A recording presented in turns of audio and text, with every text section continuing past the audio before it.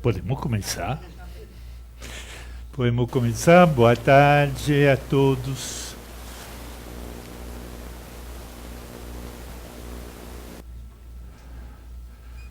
Bom, essa sequência tem tido uma pequena interrupção, vai ter mais uma a semana que vem, por causa dos feriados. Aproveitem bem os feriados, eu vou aproveitar também.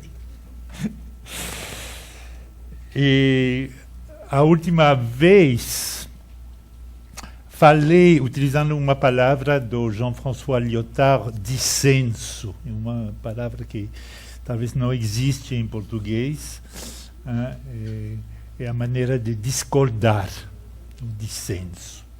Então, o dissenso entre o Lévi-Strauss e o Jean-Paul Sartre, que analisei a última vez, está ligado fundamentalmente a uma questão, que é a questão da verdade histórica.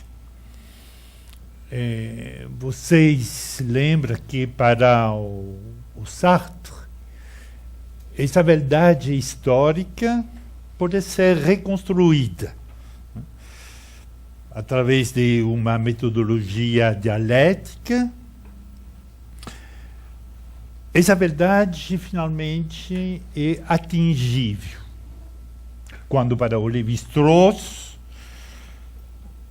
é pura ilusão crer que se possa atingir algum tipo de verdade histórica.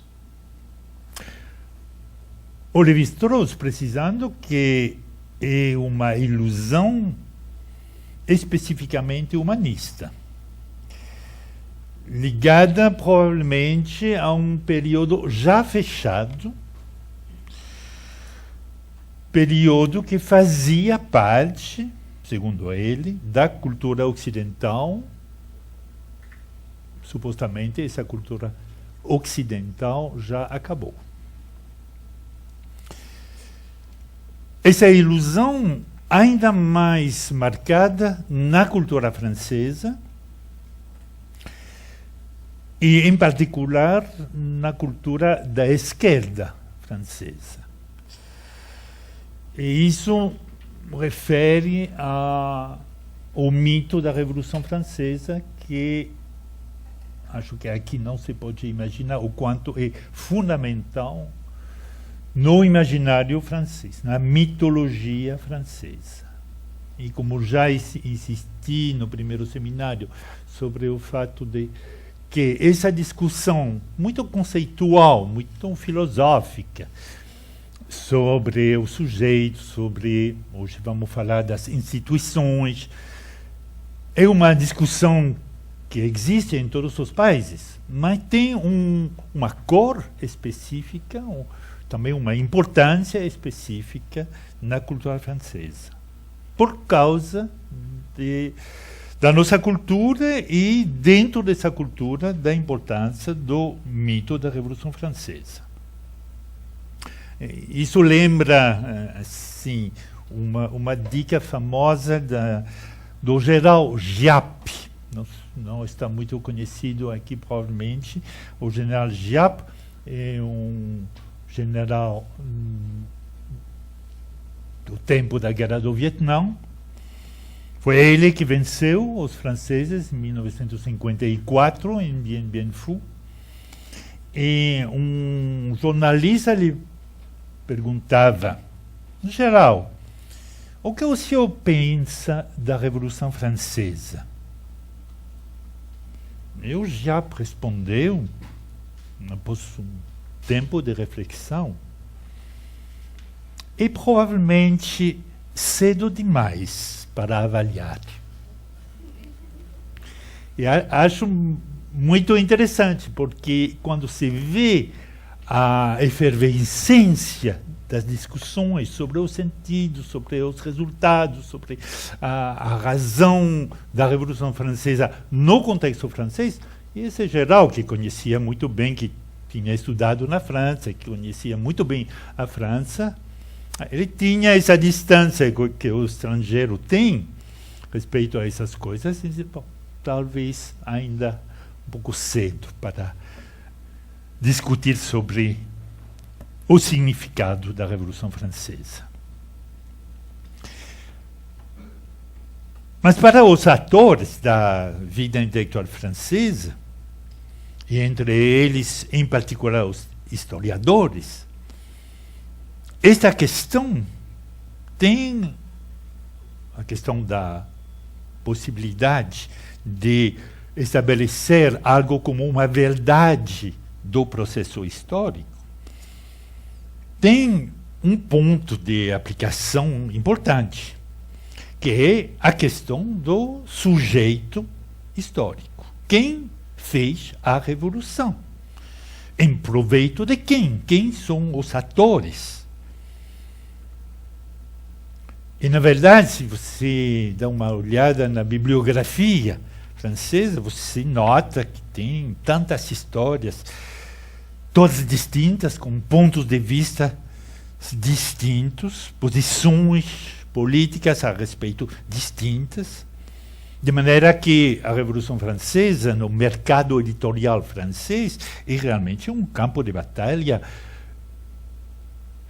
extraordinariamente variado, mas também fundamental para a construção da consciência nacional francesa. Bom, mas falando do sujeito da história até agora, falei unicamente do conceito filosófico do sujeito individual como ator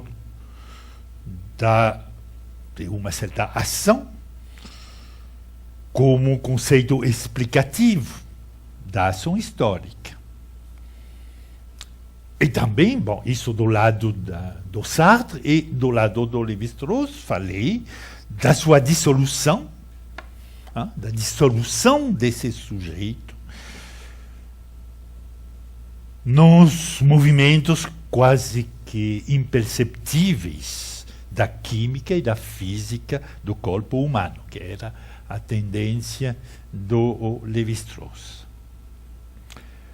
No entanto, quando se fala do sujeito da história, não se pode falar só de sujeito individual. A história da filosofia, a esse respeito, tem elaborado, sobre a base linguística da primeira pessoa do plural, nós, várias concepções do sujeito histórico, que se poderia chamar sujeito coletivo. Esse sujeito é o conceito de um agente plural. Ele tem recebido nomes distintos na nomenclatura sociológica. Algumas vezes chama a comunidade humana, por exemplo, na filosofia do Kant. Na filosofia do Hegel se chamaria talvez o espírito. É o espírito, o sujeito coletivo da fenomenologia do espírito de Hegel. Na filosofia, sociologia do Auguste Comte, seria talvez o social, dentro do marco conceitual do positivismo, tal como na sociologia que de Comte para frente será elaborada por Durkheim, Mauss, etc., etc.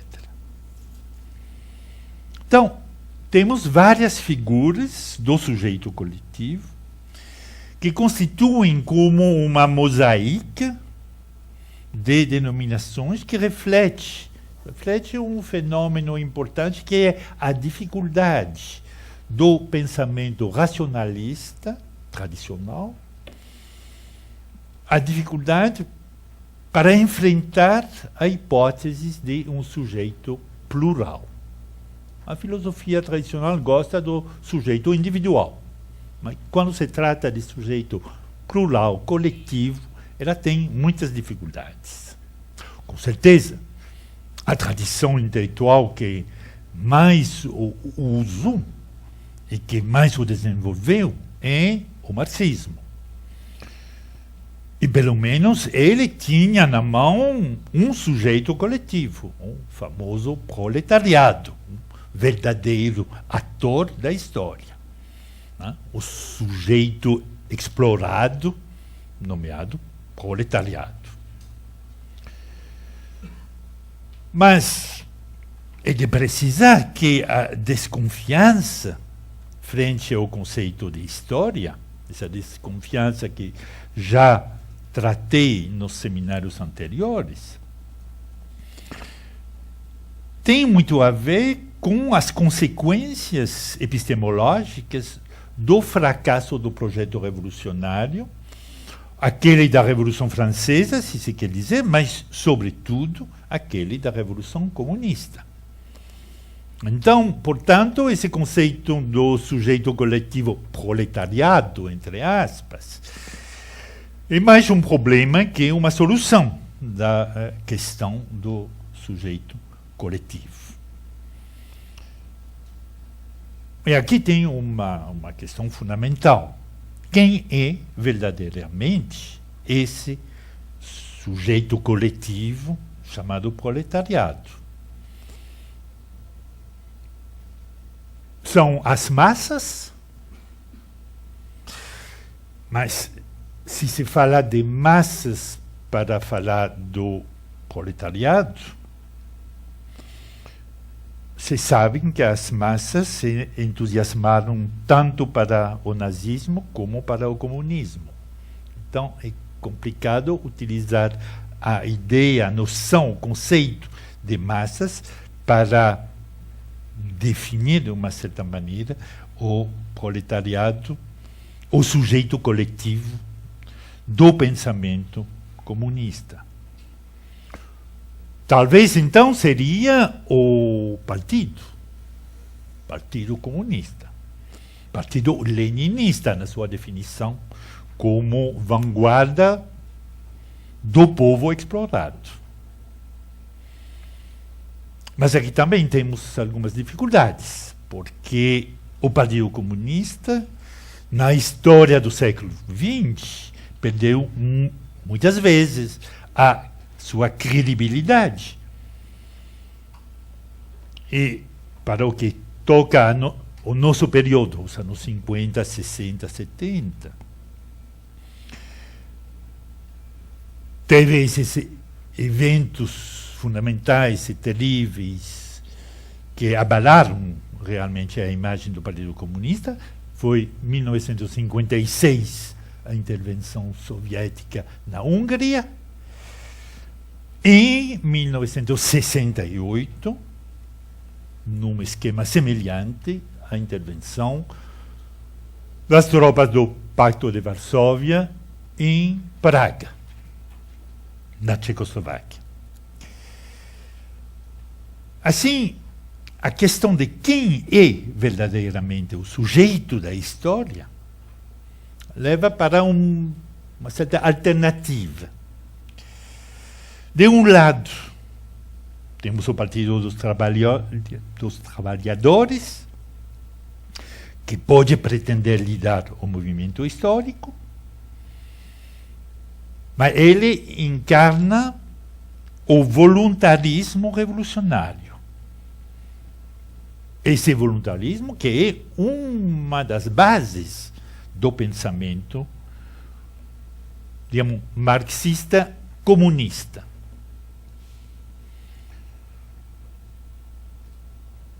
Da mesma maneira, o movimento histórico se encarna na figura do militante. Então, partido, militante, isso representaria o voluntarismo revolucionário. Mas essa parte da alternativa, voluntarismo revolucionário, resulta radicalmente problemática quando consideramos os acontecimentos históricos das últimas décadas, que acabou de lembrar. Assim, a partir do momento em que nenhum pode acreditar realmente no poder histórico do Partido Comunista Revolucionário, fica para explicar o desenvolvimento dos assuntos unicamente a segunda parte da alternativa, e que é a determinação dos comportamentos dos sujeitos da ação por determinações inconscientes, se não é o partido consciente e voluntarista, são determinações inconscientes próprias à dinâmica histórica como tal. E aqui aparece o caráter explicativo da sociologia, e em particular dentro da sociologia, da noção sociológica de instituição. Com a hipótese de que a ação coletiva depende de um sujeito coletivo inconsciente, entramos no campo das ciências sociais e, em particular, do conceito francês, porque aqui também tem uma especificidade francesa na sociologia, por causa da sua origem no trabalho de Durkheim, que é uma sociologia fundamentalmente determinista.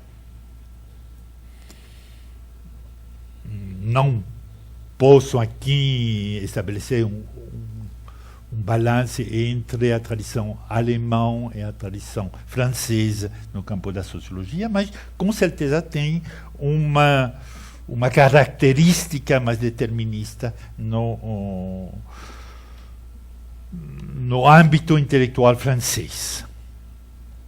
E não tem como se estranhar disso, pois a história da sociologia na França está estreitamente ligada à experiência revolucionária, particularmente no que diz respeito aos movimentos de massa que impressionaram tanto o imaginário dos historiadores da Revolução Francesa durante o século XIX. A Revolução Francesa, no final do século XVIII, de fato, fez emergir um sujeito inesperado. Um sujeito que não tinha nome ainda, as massas. Massas que, no final do século XIX, receberam outro nome, multidão. Então, a questão do sujeito coletivo remete, pois, na sociologia de Durkheim, a duas constatações. Primeiro, o que ocorre num movimento multitudinário não é fundamentalmente diferente do que ocorre nas instituições sociais clássicas. E por instituições sociais clássicas, o Durkheim está pensando na igreja, no exército, no Estado mesmo. Então, não tem diferença fundamental de gênero entre o que ocorre na multidão e o que ocorre nas instituições sociais.